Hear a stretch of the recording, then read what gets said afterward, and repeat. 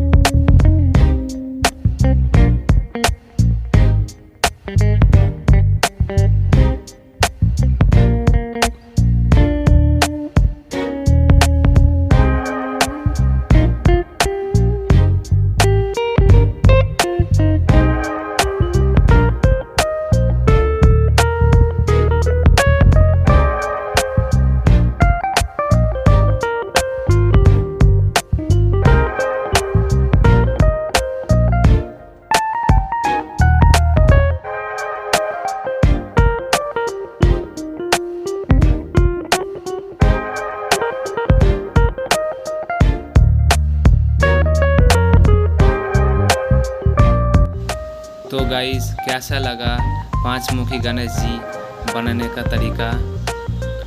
आप लोग कमेंट करके बता सकते हो, और मूर्ति रिलेटेड कोई भी इंक्वायरी हो मुझे कमेंट करके पूछ सकते हो, मैं ज़रूर रिप्लाई दूंगा। जो लोग अभी भी सब्सक्राइब नहीं किया जल्दी कीजिए, क्योंकि मैं बहुत यूनिक वीडियो लाने वाला हूँ। Thank you so much for watching.